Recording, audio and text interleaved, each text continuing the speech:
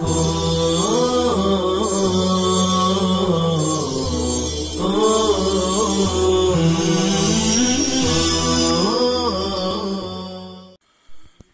اللہ الرحمن الرحیم سورۃ ابراہیم مکیہ الا الم تر الی الذین بدلوا نعمت اللہ الآیتین احدی او اثنتان او اربع او خمس وخمسون آیہ اعوذ باللہ من الشیطان الرجیم بسم اللہ الرحمن الرحیم الف لام را اللہ عالم بمرادہ بذلک هذا القرآن كتاب أنزلناه إليك يا محمد لتخرج الناس من الظلمات الكفر إلى النور الإيمان بإذن بأمر ربهم ويبدل من إلى النور إلى صراط العزيز الغالب الحميد المحمود الله بالجر بدل أو عطف بيان وما بعده صفة والرفع مبتدأ خبره الذي له ما في السماوات وما في الأرض ملكا وخلقا وعبيدا وويل للكافرين من عذاب شديد الذين نعت يستحبون يختارون الحياة الدنيا على الآخرة ويصدون الناس عن سبيل الله دين الإسلام ويبغونها أي السبيل عوجا مؤوجا أولئك في ضلال بعيد عن الحق وما أرسلنا من رسول إلا بلسان بلغة قومه ليبين لهم ليفهمهم ما أتى به فيذل الله من يشاء ويهدي من يشاء وهو العزيز في ملكه الحكيم في صنعه ولقد أرسلنا موسى بآياتنا التسع وقلنا له أن أخرج قومك بني إسرائيل من الظلمات الكفر إلى النور الإيمان وذكرهم بأيام الله بنعمه إن في ذلك التذكير لآيات لكل صبار على الطاعة شکور للنعم۔ لغات دیکھیے۔ یستحبون فعل مضارع صیغہ جمع مذکر غائب ہے۔ استحب یستحب استحباب باب استفعال سے پسند کرنا۔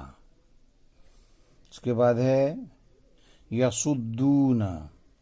فعل مضارع صیغہ جمع مذکر غائب ہے۔ صد یصد صدن باب نصر ینصر سے اس کے معنی روکنا۔ آگے یبغونہا سے یبغون اس کا مصدر آتا ہے بغیتن، بغا یبغی بغیتن تلاش کرنا۔ یبغون اصل میں یبغیون، یہاں پر ضمہ ثقیل سمجھ کر کے غین کو دے دیا، غین کا کسرہ دور کرنے کے بعد یا واو کے درمیان اجتماع ساکنین ہوا، یا کو گرا دیا، یبغون ہو گیا۔ مصدر ہے اس کا بغیتن، اس کے معنی تلاش کرنا۔ آگے ایوجن یہ مصدر ہے، باب سمیع سے استعمال ہوتا ہے، اس کے معنی ٹیڑھا ہونا، لیکن یہ مصدر اس میں مفعول کے معنی میں ہے، معوجتن یعنی ٹیڑھا۔ اس کے بعد آگے ہے وذکرہم، ذکر فعل امر واحد مذکر حاضر ہے، ذکر یذکر تذکیر باب تفعیل سے، اس کے معنی نصیحت کرنا، یاد دہانی کرنا۔ سورہ ابراہیم مکی ہے، سوائے الم تر الی الذین بدلوا نعمت اللہ پوری 2 آیتوں کے۔ اس میں 51 یا 52 یا 54 یا 55 آیتیں ہیں۔ بسم اللہ الرحمن الرحیم، شروع اللہ کے نام سے جو بڑا مہربان نہایت رحم والا ہے۔ الف لام را اللہ عالم بمرادہ بذالک، یہ الف لام را حروف مقطعات میں سے ہے، اللہ تبارک تعالیٰ اس سے اپنی مراد کو خوب جانتا ہے۔ یہ قرآن ایسی کتاب ہے جس کو ہم نے آپ کی طرف اے محمد صلی اللہ علیہ وسلم نازل کیا تاکہ آپ اس کے ذریعے لوگوں کو ظلمات یعنی کفر سے نور یعنی ایمان کی طرف نکالیں، ان کے رب کے حکم سے، ان کے رب کی اجازت سے۔ اور الی النور سے بدل ہے الی صراط العزیز، یعنی اللہ کے راستے کی طرف کہ جو عزیز یعنی غالب ہے، اور الحمید یعنی محمود یعنی خوبیوں والا ہے۔ یہ اللہ ہی، یہ جر کے ساتھ ہے، یہ العزیز سے بدل ہے یا اس سے عطف بیان ہے، اور اس کے بعد والا یعنی الذی لہ ما فی السماوات، یہ اس کی صفت ہے۔ اور اللہ رفع کے ساتھ بھی ہو سکتا ہے، تو اس صورت میں اللہ مبتدا ہے اور اس کی خبر الذین لہ ما فی السماوات، تو جر کی صورت میں یہ الذی لہ ما فی السماوات بدل ہے یا عطف بیان ہے، اور رفع کی صورت میں خبر ہے، جس کے لیے وہ تمام چیزیں ہیں جو آسمانوں میں ہیں اور جو زمین میں ہیں، سلطنت کے اعتبار سے اور مخلوق ہونے کے اعتبار سے اور مملوک ہونے کے اعتبار سے۔ اور بڑی خرابی ہے، تباہی ہے کافروں کے لیے عذاب شدید کی وجہ سے۔ جو لوگ یہ الذین، یہ نعت ہے یعنی صفت ہے الکافرین کے لیے، جو لوگ پسند کرتے ہیں دنیاوی زندگی کو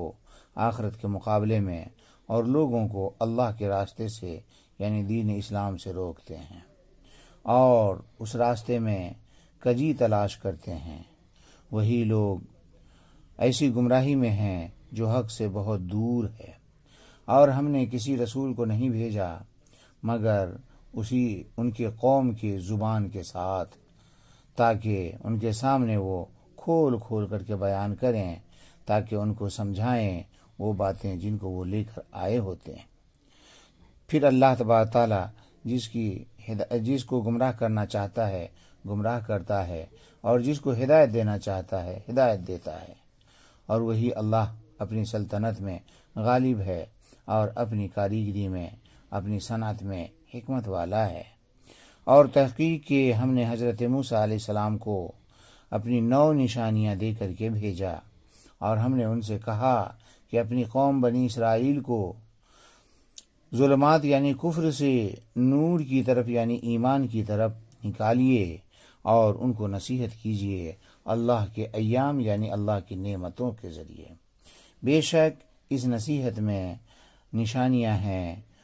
ان تمام لوگوں کے لیے جو طاعت پر صبر کرنے والے ہیں اور نعمتوں پر شکر ادا کرنے والے ہیں۔ گزشتہ سورہ میں توحید و رسالت اور قیامت سے متعلق مضامین تھے، اس سورہ میں بھی توحید و رسالت اور قیامت سے متعلق مضامین ہیں۔ نیز گزشتہ سورہ کے شروع میں نزول قرآن کا ذکر تھا، اس سورہ کے شروع میں نزول قرآن کی حکمت بیان کی جا رہی ہے کہ لوگ اس قرآن کے ذریعے ظلمت سے نکل کر نور میں آئیں گے۔ یہ سورہ ابراہیم ہے، اس کا نام ابراہیم اس لیے رکھا گیا کہ اس سورہ میں حضرت ابراہیم علیہ السلام کا قصہ ہے۔ اب رہا سوال کہ حضرت ابراہیم علیہ السلام کا قصہ اس سورہ کی طرح دوسری صورتوں میں بھی آیا ہے، جیسے سورہ بقرہ میں آیا ہے، سورہ انبیاء میں آیا ہے، تو سوال یہ ہے کہ ان صورتوں کا نام بھی ابراہیم کیوں نہیں رکھا گیا؟ ان صورتوں کا نام بھی سورہ ابراہیم ہونا چاہیے۔ جواب یہ ہے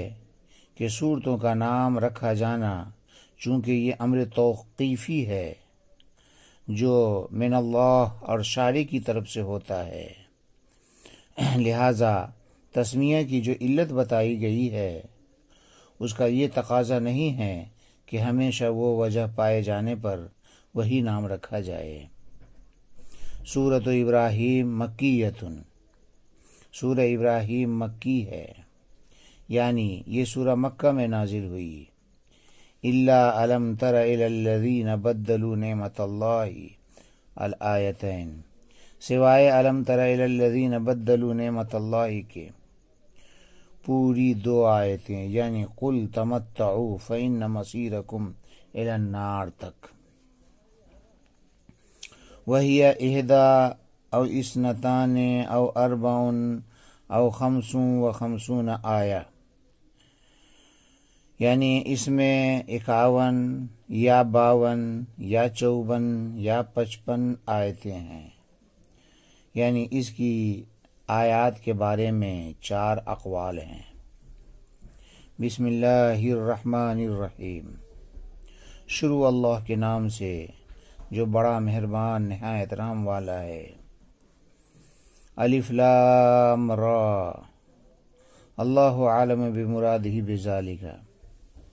یعنی الف لام را حروف مقطعات میں سے ہے، اللہ ہی اس سے اپنی مراد کو خوب جانتا ہے۔ ھذا القرآن کتاب انزلناہ الیک یا محمد، یہ قرآن ایسی کتاب ہے جس کو ہم نے آپ کی طرف نازل کیا اے محمد صلی اللہ علیہ وسلم، یعنی اس قرآن کو لفظاً و معناً ہم نے بذریعہ وحی آپ پر نازل فرمایا۔ یہاں پر ھذا القرآن مقدر لا کر اس بات کی طرف اشارہ ہے کہ کتاب یہ خبر ہے جس کا مبتدا محذوف ہے، یعنی ھذا القرآن، اور آگے انزلناہ الیک، یہ کتاب ان کی صفت ہے۔ لتخرج الناس من الظلمات الکفر الی النور الایمان بامر ربہم، تاکہ آپ لوگوں کو ظلمات یعنی کفر سے نور یعنی ایمان کی طرف نکالیں، رب کے حکم سے، ان کے رب کے حکم سے۔ یہاں پر ظلمات سے مراد کفر ہے، اور کفر کو ظلمات بصیغہ جمع تعبیر کیا جانا اس لیے ہے کہ کفر کے راستے متعدد اور کثیر ہیں، برخلاف ایمان کے کہ اس کا راستہ متعدد نہیں بلکہ ایک ہی ہے، اس لیے اس کو نور یعنی بصیغہ مفرد تعبیر کیا گیا ہے۔ اور کفر کو ظلمات سے تعبیر کرنے کی حکمت یہ ہے کہ کفر دار الظلمات یعنی جہنم تک پہنچاتا ہے، اور ایمان کو نور سے تعبیر کرنے کی حکمت یہ ہے کہ ایمان دار النور یعنی جنت تک پہنچاتا ہے۔ بہرحال اللہ نے لتخرج الناس سے انزال قرآن کی حکمت کو بیان فرمایا ہے کہ آپ اس کتاب کے ذریعے سے لوگوں کو اندھیرے یعنی کفر سے روشنی یعنی ایمان کی طرف نکالیں، ان کے رب کے حکم سے۔ یہاں پر الاذن کی تفسیر الامر سے کی گئی ہے۔ اس صورت میں مطلب یہ ہوگا کہ آپ ان کو حکم دیں ظلمات یعنی کفر سے نور یعنی ایمان کی طرف نکلنے کا۔ اگرچہ بعض لوگوں نے اس کی تفسیر توفیق اور تیسیر سے کی ہے، اے بتوفیق ربہم یا بتیسیر ربہم۔ آگے ہے وَيُبْدَلُ مِنْ إِلَى النُّورِ إِلَى صِرَاطِ الْعَزِيزِ الْغَالِبِ الْحَمِيدِ الْمَحْمُودِ اللَّهِ بِالْجَرِّ بَدَلٌ أو عطف بیان وما بعده صفة والرفع مبتدأ خبره الذي له ما في السماوات وما في الأرض ملكا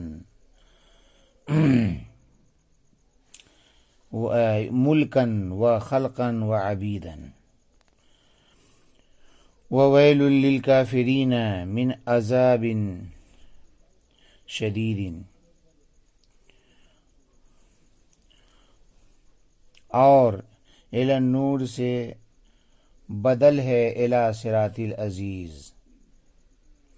یعنی لوگوں کو نکالے اللہ کے راستے کی طرف جو غالب اور خوبیوں والا ہے،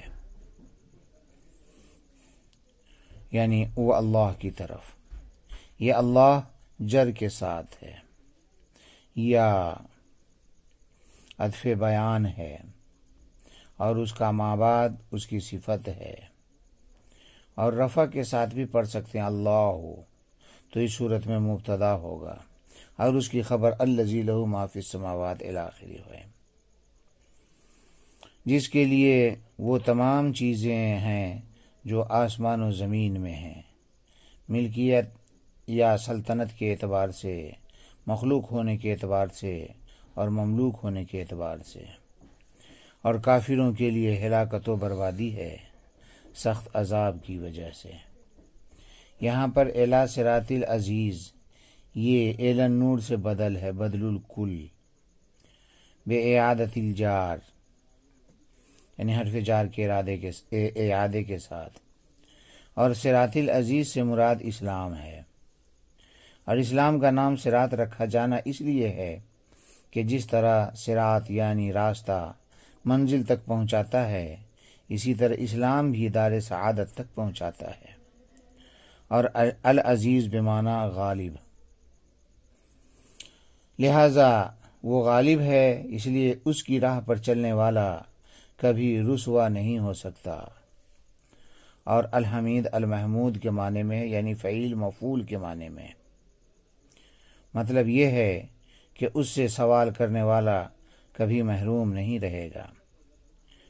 اور اللہ کو مجرور بھی پڑھا جا سکتا ہے تو یہ العزیز سے بدل ہوگا یا اس کا عطف بیان ہوگا،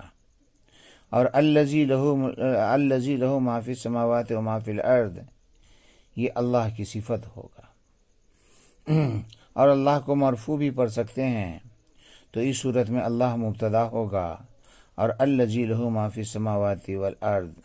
یہ اس کی خبر ہوگا، یعنی اللہ ہی آسمان و زمین کا مالک ہے، اور اللہ ہی کی سلطنت ہے، حکومت ہے ان تمام چیزوں میں جو آسمان و زمین میں ہیں، ان تمام چیزوں میں سے کسی بھی چیز میں کوئی اس کا شریک اور ساجھی نہیں ہے، اور ویل کا معنی ہے ہلاکت، اور ایک قول یہ بھی ہے کہ وہ جہنم کی ایک وادی ہے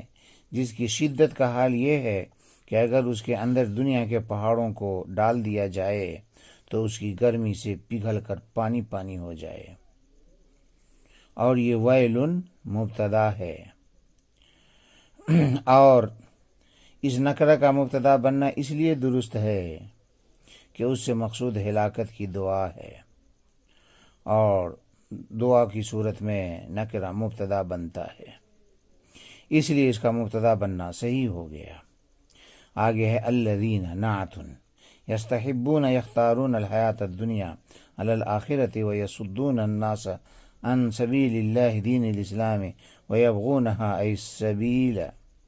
عوجا معوجتا اولئک فی ضلال بعید عن الحق۔ جو لوگ، یہ الذین الکافرین کی صفت ہے، یعنی جو لوگ دنیا کی زندگی کو آخرت کے مقابلے میں پسند کرتے ہیں اور ترجیح دیتے ہیں، اور لوگوں کو اللہ کے راستے یعنی دین اسلام سے روکتے ہیں اور اس راستے میں کجی تلاش کرتے ہیں، وہی لوگ حق سے دور کی گمراہی میں جا پڑے ہیں۔ یہاں پر الذین یہ کافرین کی صفت ہے، جیسا کہ مفسر علام نے نعتن کہہ کر کے بیان فرمایا، لیکن زیادہ واضح بات یہ ہے کہ یہ الذین مبتدا ہے، اور اولئک فی ضلال بعید جو آگے آ رہا ہے یہ اس کی خبر ہے، اور صفت بھی مان سکتے ہیں، اس میں کوئی حرج نہیں ہے، لیکن ایک خرابی لازم آ رہی ہے۔ صفت ماننے کی صورت میں موصوف یعنی کافرین اور صفت یعنی الذین کے درمیان من عذاب شدید سے فصل ہو رہا ہے، جو کہ فصل بالاجنبی ہے۔ حاصل یہ ہے کہ وہ کفار ایک تو دنیاوی زندگی کو آخرت کے مقابلے میں محبوب رکھتے ہیں، اور دنیا کو آخرت پر ترجیح دیتے ہیں، اس میں پوری جد و جہد صرف کرتے ہیں، اور وہ سب دنیا کے لیے ہوتا ہے اور آخرت کو بالائے طاق رکھ دیتے ہیں۔ دوسرے یہ کہ دوسرے لوگوں کو بھی اللہ کے راستے سے روکتے ہیں اور دین حق سے منع کرتے ہیں اور راہ حق میں کجی کے متلاشی ہیں، یعنی دین اسلام میں طرح طرح کے عیب نکالنے کی ناکام کوششیں کرتے ہیں تاکہ اس سیدھے راستے سے کو ٹیڑھا ثابت کر سکیں، جس کا حاصل یہ ہے کہ خود بھی گمراہ ہوتے ہیں اور دوسرے کو بھی گمراہ کرتے ہیں۔ آگے فرمایا گیا کہ اولئک فی ضلال بعید عن الحق، اس کا مطلب یہ ہے کہ ایسے کفر میں پڑے ہوئے ہیں کہ جس نے ان کو خیر اور رحمت سے کوسوں دور کر رکھا ہے، جس سے لگتا ہے کہ اب راہ ہدایت پر آنے کی کوئی امید نہیں ہے۔ آگے کی آیت میں ایک شبہ کا جواب دینا مقصود ہے۔ وہ شبہ یہ ہے کہ کفار کہتے تھے کہ یہ قرآن تو آپ کی زبان میں اترا ہے، اگر کسی اور زبان میں ہوتا تو ہم یقین کر لیتے کہ واقعی یہ منزل من اللہ ہے اور اللہ کا کلام ہے، لیکن یہ تو آپ کی زبان میں ہے، جس میں یہ احتمال ہے کہ شاید آپ نے خود بنا لیا ہو اور اللہ کی طرف منسوب کر دیا ہو۔ اگلی آیت میں اسی شبہ کا جواب دیا گیا ہے، اسی اشکال کے جواب میں اگلی آیت نازل ہوئی ہے۔ چنانچہ فرمایا جا رہا ہے وما ارسلنا من رسول الا بلغت قومه ليبين لهم ليفهمهم ما اتى به فيذل الله من يشاء ويهدي من يشاء وهو العزيز في ملكه الحكيم في صنعه، اور ہم نے کسی رسول کو نہیں بھیجا مگر اسی قوم کی زبان کے ساتھ تاکہ وہ ان کے سامنے بیان کریں، یعنی تاکہ وہ سمجھائیں ان باتوں کو جن کو وہ لے کر آئے ہیں۔ اس کے بعد اللہ جس کو چاہتا ہے گمراہ کرتا ہے اور جس کو چاہتا ہے ہدایت دیتا ہے، اور وہی غالب ہے اپنے ملک میں اور حکمت والا ہے اپنی صنعت میں۔ مطلب یہ ہے کہ قرآن کو ہم نے لغت عرب میں اس لیے نازل کیا کہ اس کے اولین مخاطب